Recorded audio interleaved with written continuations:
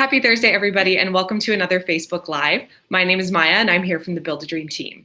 These Facebook Lives give us the opportunity to talk to both men and women in the industry, talk about what it's going to take for us to diversify and create a more inclusive working environment. We also get to highlight the amazing stories of our special guests. I'm so excited to introduce renovation expert, residential design guru, and TV show host, Katie Herbert. Katie, Hi. Thanks so much for joining us today. Hi, thanks for having me. Absolutely, we're very excited. Katie, why don't you start off by telling us just a little bit more about yourself? Sure. So I always sort of say I don't have a job title. I'm still kind of figuring it out. I'm still that work in progress. You know, some days I'm a real estate investor. Sometimes I'm a builder, I'm a designer, and then sometimes I feel like I'm CFO or an accountant. You know, so I kind of what ties all those things together is that they're all in service of my business, which is about real estate. And that business is constantly evolving. It's changing depending on markets, but I am mad passionate about real estate, whether it's kind of pretty stuff or ugly stuff, the business of, but that is what I do. That is my business. And I think probably if I had to sort of call myself one thing, I would say that I'm a flipper, which is sort of historically maybe been a bit of a dirty word, but I am kind of doing my damnedest to change that perception and to show that flippers can be, you know, people with integrity. We're not cutting corners, and that we are providing a great service and providing beautiful homes for people to live in. And that's ultimately what I try and do. Awesome. Thanks for sharing that. So could you walk us through what your typical day on the job looks like? So, I mean, I think one of the things I love about my job is that there isn't necessarily a typical day. I can run you through my last 24 hours, which is actually kind of the whole gamut of the kinds of things that I'm doing. So, you know, yesterday, I started my day doing back framing, which is pretty much carpentry work, making sure that we were ready for the drywall going in my current project. Then I jumped over to another project that I just recently finished, where I was doing snagging, sort of, you know, little touch-ups, making sure that it's really right and ready for the new owners to move in. And then last night I was out shopping. I was looking for another project, which we're going to be offering on this afternoon, fingers crossed. And then, you know, this morning I was down and dirty, pulling nails up off the floor. We're doing a demo job, you know, so, you know, and then this afternoon will be paperwork and contracts, and it's payday tomorrow. So, you know, I think I count myself really lucky that I do not have a steady, regular, know what to expect job. I think that matches my personality. You know, it gives me energy through the day, but certainly it is a career with, you know, a million different kind of avenues and different days. And, you know, I never really know what I'm going to get, despite me trying to be the best planner.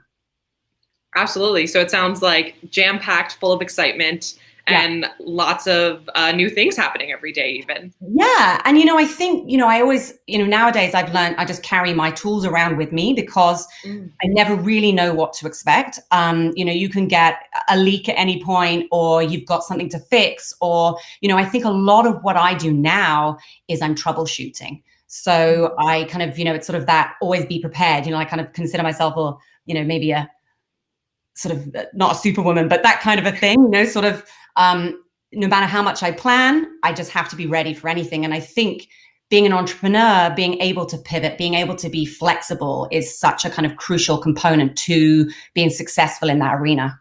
Absolutely. So talking about being an entrepreneur and your career and the different things that you've done, could you give us a little bit more information on your career journey and your path and what that's been all about? Yeah.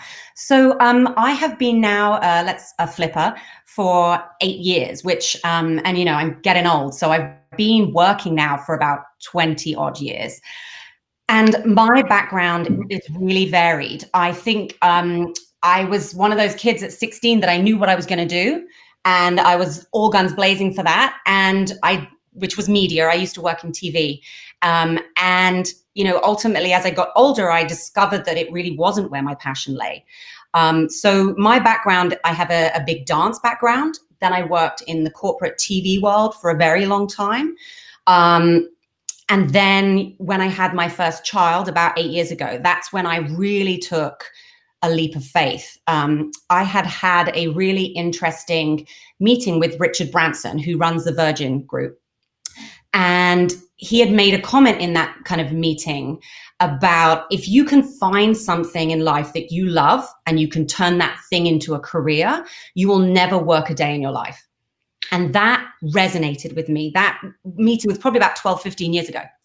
And it sort of permeated through me. And I kind of, when I had that mat leave time, I really stopped and thought about what it is that I love, and also what I think I'm good at. Because I think a lot of the time we talk about following our passion.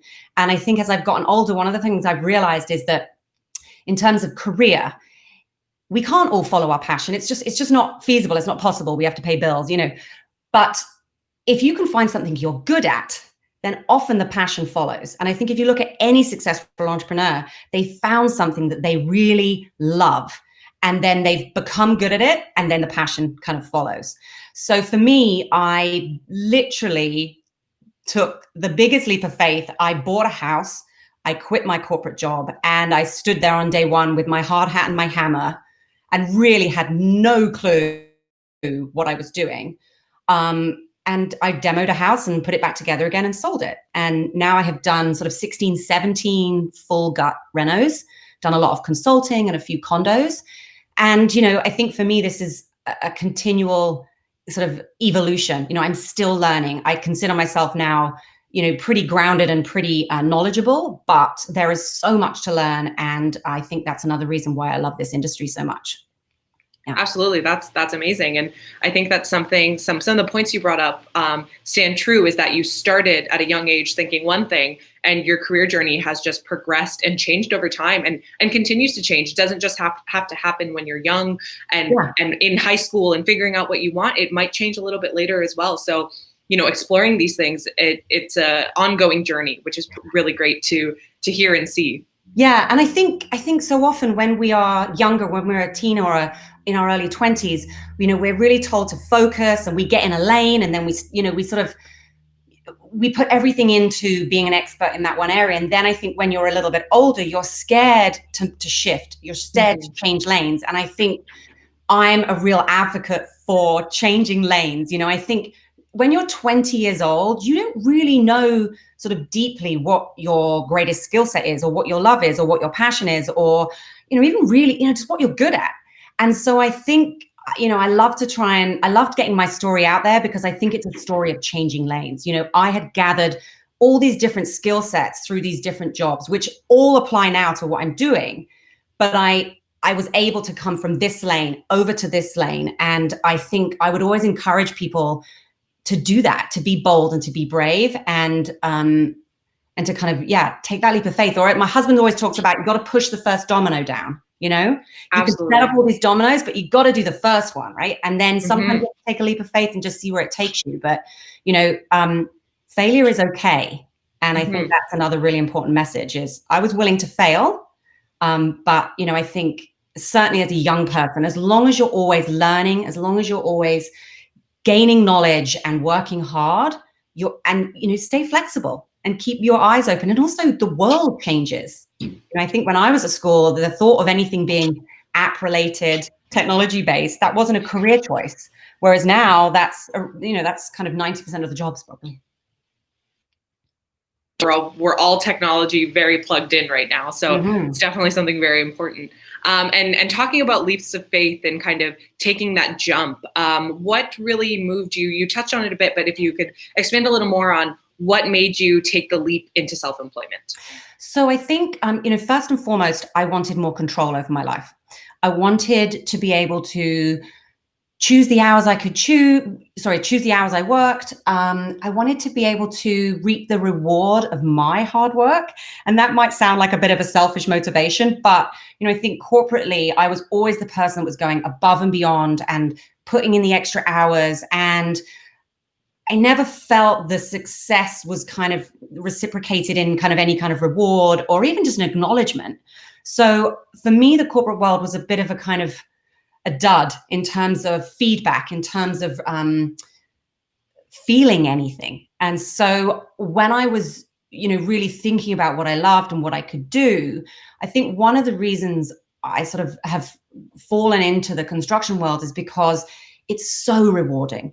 I think I'm a sort of a change addict. I love new challenges. I think I rise to the top when we've got like major headaches on site.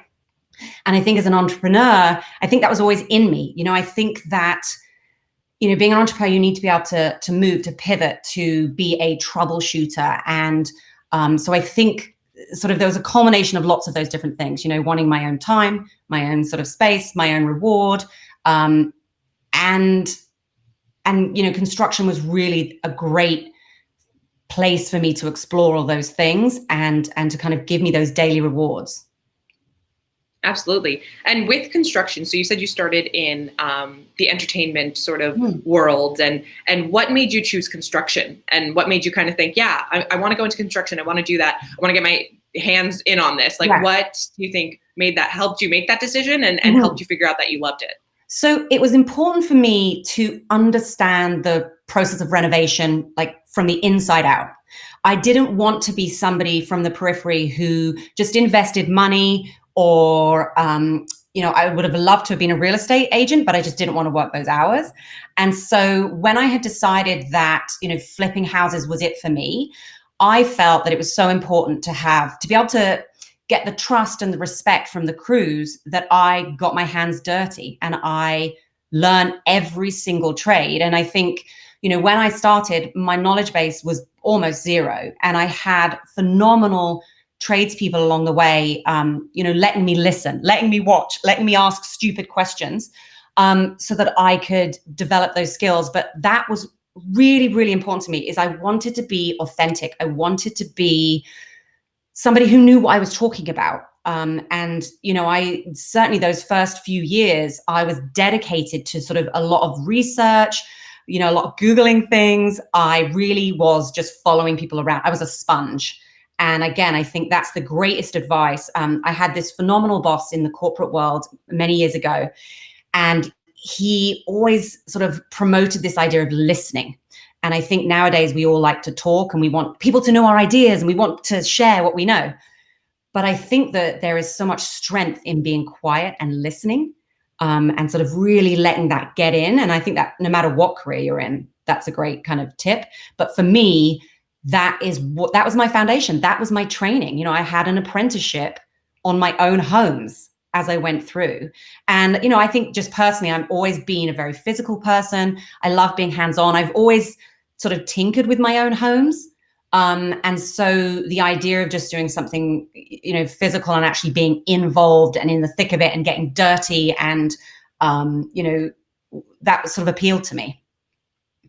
Absolutely. That's awesome. It's awesome to hear that, you wanted to get into it, but you wanted to fully be encompassed in it and understand every aspect of it. I think that's very important in any job that you're in, to be able to know it from the inside out. And for anybody that is tuning in live, you can type in and ask your questions. Feel free to leave a comment in the video and ask your questions for Katie. She'd be happy to answer them live. That's awesome. So with taking this leap and going through your career journey, of course, it wasn't just an easy open road, and you did everything flawlessly and effortlessly. And there was, I'm assuming, challenges along the way. Do you mind touching a bit on what different challenges you faced and how you dealt with them throughout your career? Well, I think the largest and most obvious was that I was entering a predominantly male industry. And so certainly at first, I felt like I had to work a lot harder to gain the trust and respect from the tradespeople. Often they would come to site and be kind of like, oh, well, you're the designer. Who's in charge here? I was sort of looked past, and that was a real struggle for me at first, because also at the same time, I wasn't that knowledgeable. So I was kind of balancing this, no, I am the boss, but I don't know anything kind of scenario. And I think that as more and more women are entering the construction world, I think it's so important to just remember to kind of keep that confidence, to keep that strength, to know that you belong there. And I have to say now, I have a phenomenal crew of men and women who I think see beyond my gender. I believe that we all we're a team that sort of respects each other. But I had to work hard, and I still now will come across the occasional person who kind of either doesn't understand or doesn't like taking instruction from a woman. or gives me what I call the female pricing structure, which is a true and real thing. For some reason, women often they'll try their luck a little bit more in terms of pricing. But I've just, my kind of radar is out on that, and I pretty much don't tolerate it. I'm very happy to kick people off site if they're, acting inappropriately. But also I think now I'm just in a group of people that there's a kind of mutual respect and understanding that happens. And so now I feel good. But certainly at first, it was an intimidating environment to be in. It's very physical. So I had to work hard with, let me carry that for you. And which I was like, absolutely not. I'm here. I'm going to kind of carry my own weight. So, and there's definitely the intimidation is something that was strange. Often I would be at a house late on my own at night. My husband was my backup. Here's my code word if I need help, kind of thing. But then some of it's just, being sensible. So if you are working late at night, I'm locking the door or having security or whatever it is. Just trying to think what else. Those are the main things, it's intimidation, and just that kind of being a girl in a man's world it can be hard sometimes, but it's also really fun. It's fun to be, That's awesome. Yeah, that's great to hear. And that's one of the main messages we try and share here at Build a Dream is that, you are able to do this even in male-dominated industries. Women have a space, and it's amazing to see companies like yours coming into these spaces and making room for women and supporting them and having you as a even kind of mentor to look up to and say, you did it, and now you have more women on your sites, and you have men and women working together collaboratively because they can do everything together, which is awesome to see. And that's the trend we want to keep going with, which is absolutely great. And women, we're so well kind of prepared for this industry. It's about juggling. It's about kind of being able to sort of work 2 steps ahead. And I also think in terms of design, or as a builder designer, I'm always able to kind of place myself in that home as the finished product. And I'm always thinking about who's buying this house. Do they have a stroller? Where are they going to put it? Do they have shoes and coats? Are they coming in from the back door?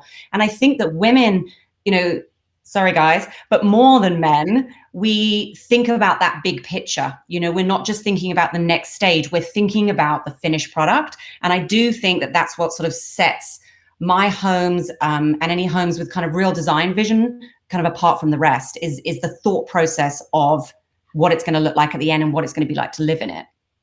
And women are that's good at awesome. that.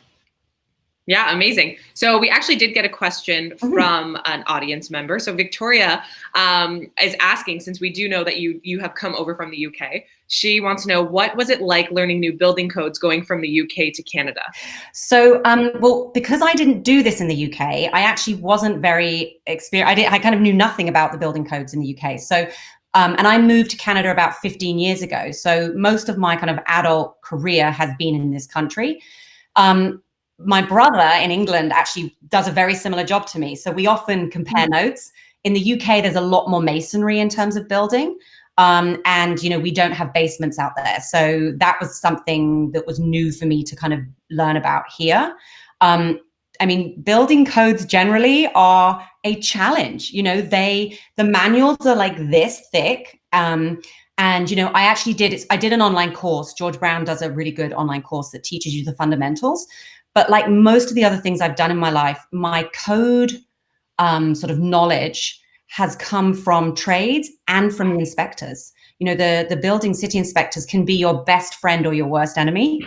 And I think if you get them on side and you're open and you're asking questions, they teach you a lot. And what's interesting in Canada, what's interesting to me, I might be geeking out a little bit here, but predominantly what I do is I renovate homes. And so the codes for those homes are different to a new build home. And so added into this layer of the thick, these are the codes, there's this but if you're doing a renovation, there's some tweaks here. So again, really this boils down to just having great people mentoring me and teaching me as we go, and trial and error, and this is why the inspection process is so important. They're there to make sure that we're keeping on track. And I think I've now built a really good reputation in the building office for somebody that isn't cutting corners and who knows her stuff. And that's a really good place to have gotten to. Amazing. Awesome.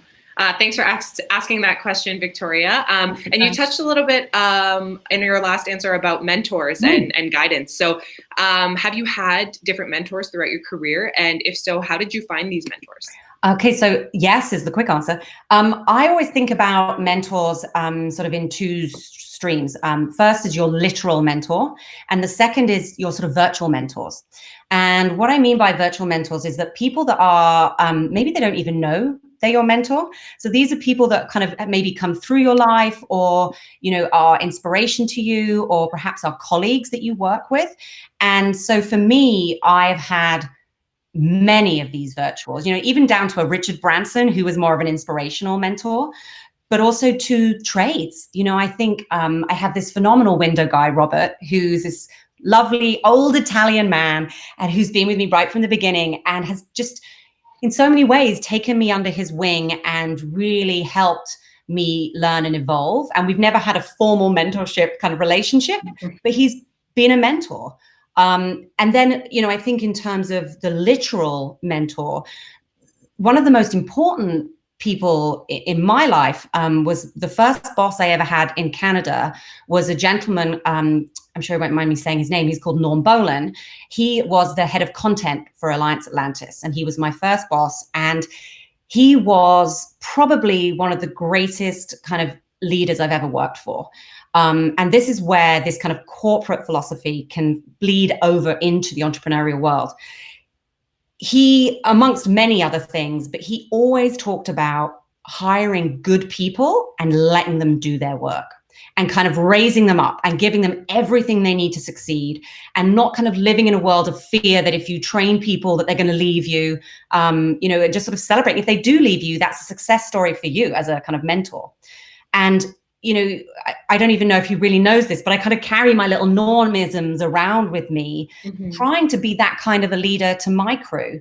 And I think, another kind of literal mentor for me when I first started in this industry was one of my very good girlfriends. Her husband does this, Kyle, and he does beautiful, beautiful high-end homes. And he very generously, gave me some spreadsheets and a couple of trades, and was available for me to pick up the phone and say, I don't know, and he was so kind of important in the foundation of my business. And so I would say to people, certainly investigate both sides. It doesn't always have to be that kind of formal meetup every week, sit down. I ask, these virtual mentors are equally as important and actually are easier to find. So I always say, good people work with good people. So, whatever industry you're in, once you find one, then you can kind of work that network. I think you have to make sure that you're not a burden. I know I've kind of come across mentees before who either repetitively ask the same question, or, they're not doing the work. So as a mentee, you have to do the work in order for that relationship to work. And so, I think the best thing to do, think about your colleagues, think about your employers, people that resonate with you, people that inspire you. And that's where you go to find those mentors. And, I think you need to go to them with a very clear idea of what you need from them and how they can help you. Often they are busy people. So, I think the more you can kind of give them clarity and streamline the process, that's going to be useful. But for sure, mentors, no matter what age you are, or what career, what area, or whatever you're doing, it's such an important kind of component to our lives. Yeah, that's awesome. It's great to hear the variety of mentors you've had. And then I love the differentiation you had between virtual and kind of actual in person. They know that they're your mentor. And something that I really love that you highlighted is a lot of your mentors were also men, which I think is very important to highlight, because to get to this point of diversity and inclusion in the workforce, everyone needs to be involved. So it's not just women leading women, but I think it's very important as well for, men to be supporting the women who they want to come in and to help diversify this industry. So that's great to hear. And it's great to hear that they still have such an impact in your life. Yeah. Um, I think you've made me, I feel bad now that most of them were men, which is true. But I think some of that is systemically because it's such a male-dominated industry that's where those trades were. But I think the other thing that I always like to think about in terms of mentorship is no matter where you are in your career, you can be a mentor to somebody. There's always someone looking up. So now I'm finding myself, I'm working with a young woman right now who's done one flip and she's, trying to figure out the evolution. So I'm working with her. There's just a couple of female investors that I'm working with. So I think that it's sort of a sign of the times changing, that now there are more women to connect with. But I think in terms of mentorship, I think sometimes I don't want to focus too much on our gender. It's about skill set and it's about a connection and being able to work with each other. Absolutely. Absolutely. Yeah, that's awesome advice. And thank you for sharing that. And, through this interaction, I can definitely see that you exude some amazing confidence. And so with that, how do you think that young women can build their confidence at a young age? And what advice would you give to them, or even advice that you'd give to yourself looking back? Well, I think the first thing I would always say about confidence is that it's okay if you don't have it. I think that no matter where you are in life, you have moments that you lack confidence. And I think that not having confidence means you're probably doing something that's new and uncomfortable, which means that you're probably learning, which means you're growing, which means you will gain confidence. Like for me, it's a journey. I think that there's a saying that says, if you want something you've never had, you have to do something you've never done. And so if you think about that as a kind of sort of a mantra, you're stepping into something scary. So you can't step into something confidently. I think that, yes, I would be considered someone that has confidence, but I also have many nights where I am doubting myself, or every time I've got a new thing that I have to accomplish, I am scared and I am, worried about not doing it right. But what I have got now is that I have the knowledge or the experience that I am confident that I will find a way out of it. And I think that that's also important. So there's lots of different types of confidence. I think that, the message I would give to anybody kind of, starting their career is that competence is more important than confidence. And I think as soon as you start to have, once you build that competence and you are good at what you do, the confidence will come. And I think being humble and being, not too confident are actually really endearing qualities. We've all been in that room where that kind of confident person's walked in and has started to share all their knowledge, and you're thinking, maybe give someone else a chance, So overconfidence can be just as negative. So I think that, women, I think we doubt ourselves a lot more. We have a lot more of those kind of conversations in our heads and sort of put ourselves down. So I would encourage you to sort of try not to do that, but also just have faith that if you are not feeling confident right now in this moment, focus on learning, focus on growing, focus on getting good, and then the confidence will just come. Awesome. Yeah, I love that sentiment about confidence being more important than confidence. That's great. I think that's a great quote to come out of this as well. And so we're coming to the end, but I guess our last question that we would love to hear from you is, what advice overall do you have for young women and even anybody watching about their career journey or exploring their career? What would you tell them? Once again, what do you wish that you had known when exploring your career? Okay, this is a loaded one. I'm going to say, okay, so, in the context of the construction industry, I'm going to talk about, don't let that intimidation get to you. It's a scary space, but use the energy that comes with that intimidation to kind of plow through, to learn, to grow, and to build your confidence. I think that would be, one thing. These are kind of then some more general things is, number one, I always say it's okay to fail. I think even when I worked corporately, I used to get really frustrated with how companies were so scared to fail that they wouldn't try. And I think it doesn't matter if you're in a big company or it's just you on your own. be willing to fail. Failure is where we learn. And certainly I have failed again and again and again and done stuff and said, I will never do that again. And that's probably the reason that I've built the knowledge base I have. So, it's okay to make mistakes. It means you're challenging yourself. I think also as a young person, even if you don't know where you're going where you're going next, think about building sort of some of those sort of lifestyle basics. So, think about building your work ethic. What does that mean? If you are now, you're working at McDonald's or you're working for the Toronto City, do it wholeheartedly, care about it. When I clean my houses on a regular basis of dust and stuff, I care about it. I want to do the best cleaning job I can. And that's because, maybe from my dance background, I built this really strong work ethic that if I say I'm going to do something, I'm going to do it. If I'm doing something, I'm going to care about it and I'm going to do it to the best of my ability. And these are skills that you start building at school, in babysitting jobs and, whatever it is you're doing. Sometimes it's in schoolwork, but sometimes not. I was quite lazy at school. But it came for me later on. I built my work ethic outside of school.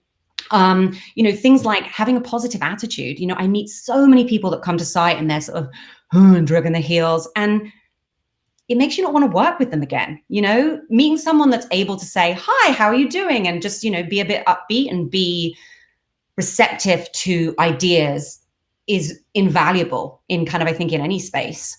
And I think what's really important as well is even as you're kind of coming up, help others.